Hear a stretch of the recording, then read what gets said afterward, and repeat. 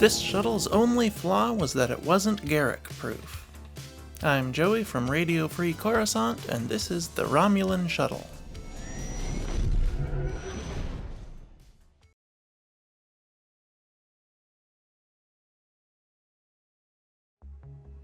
I lied. I cheated. I bribed men to cover the crimes of other men. I am an accessory to murder. But the most damning thing of all, I think I can live with it. And if I had to do it all over again, I would. I don't know how many of my viewers are Star Trek fans in addition to Star Wars, but even if you aren't, stick around, because I promise this will be interesting. I thought I'd shake things up this week with a video about a different sci-fi universe and a slightly different format. I've been wanting to talk about the Romulan Shuttle for a while now, since I built a Lego model of it a couple months ago and couldn't find any YouTube videos about it. This was quite a shock to me, as the episode it's in, Deep Space Nine's In the Pale Moonlight, is widely regarded as one of the best episodes in Star Trek, and the event the shuttle is involved in is one of the most important things that happens in Deep Space Nine. Of course, there isn't a whole lot of information available about it, but I think I've found enough to make a compelling breakdown. Let's dive right in. Design. The Romulan Shuttle, or perhaps more accurately, the Romulan Runabout, was a small starship used by the Romulan Star Empire around the 2370s. It was often used as a diplomatic shuttle and light courier, though Black Ops strike team insertions, light cargo duty, scientific expeditions, and scout missions were all likely mission objectives for this shuttle as well. Its hull was a complex, organic, curved shape evoking the vaguely bird-like imagery that was ubiquitous in Romulan starship design. It had two short wings tipped with its warp nacelles, and a cockpit bearing a very familiar shape for Star Wars fans.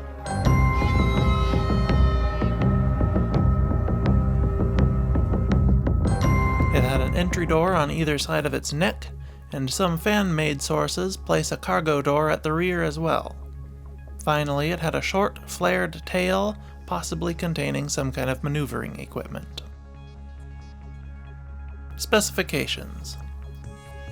Due to the secrecy so cherished by the Romulans, we know little about the Romulan Runabout.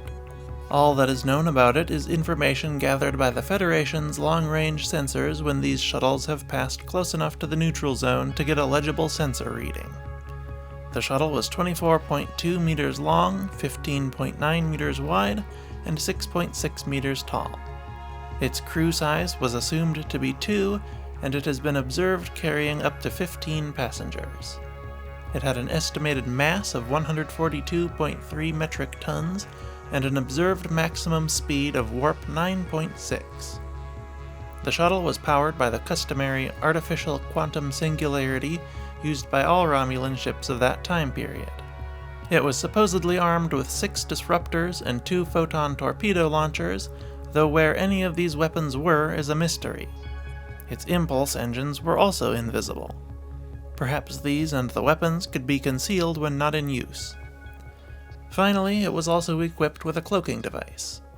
All this equipment in such a small package made it an extremely capable craft, which was much more advanced than any of Starfleet's already impressive shuttlecraft. History. We know even less of the history of the Romulan Runabout than we do its specifications. In fact, we don't even know its name. The Star Trek role-playing game reference book Starships incorrectly refers to it as the Theta class, but that name is already taken by an earlier Romulan scout ship. 2 different video games, Star Trek Online and Armada 2, feature very similar ships named the Kestrel class.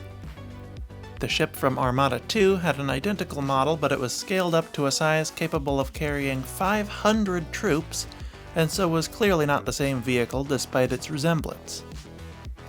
The Kestrel seen in Star Trek Online had the same mission profile, capabilities, and size, but had a slightly different hull design and was almost certainly meant to be the unnamed shuttle's successor, rather than an unfaithful recreation of the original. Star Trek Online takes place roughly 40 years after Deep Space Nine, and the Romulan Star Empire has been destroyed by then, so the Romulan Republic that replaced it probably thought it was time for an upgrade. Lastly, the deck plans I showed earlier, drawn by Owen Olton on a website called Cold North, refer to it as the Charon class runabout, so you have a few options for what to call it. Regardless of the name, there isn't much to say about the history of the ship in-universe. Its only canon appearance was in the Pale Moonlight, where one named the RAREST Daera ferried Senator Vreenak to Deep Space Nine to hear a fraudulent warning about the Dominion planning an invasion of Romulus. After vowing to tell the galaxy about Captain Sisko's lie, he leaves and is soon killed by a bomb planted on the shuttle by Elim Garak. Memory Beta doesn't give us much for non-canon sources either. A few of these shuttles appeared in RPG sourcebooks and adventures, but little is written about them. One also appeared anachronistically in a Kelvin timeline comic.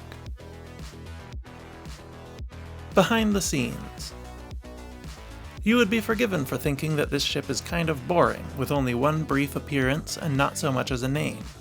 What makes the Romulan Shuttle interesting, though, is the behind-the-scenes information on it.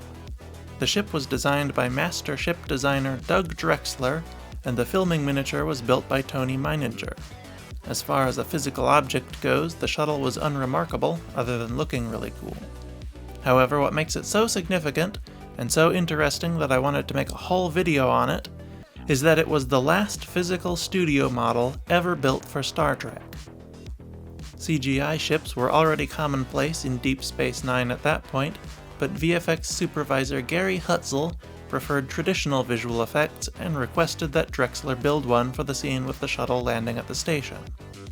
It isn't clear if they knew this would be the last physical model they would get to produce, but I like to think that they did, and that is why so much care went into building it for less than 10 seconds of screen time. In a franchise almost famous for its random kit-bashed and reused ships, Drexler and Hutzel could have easily gotten away with altering the Romulan scout ship to make it fit on the landing pad and no one would have batted an eye. But instead, Drexler designed and Meininger built one of the most beautiful ships in Star Trek, and whether they knew it or not, it was the perfect send-off for the golden age of Star Trek visual effects. I hope you enjoyed this look at an extremely obscure Star Trek ship.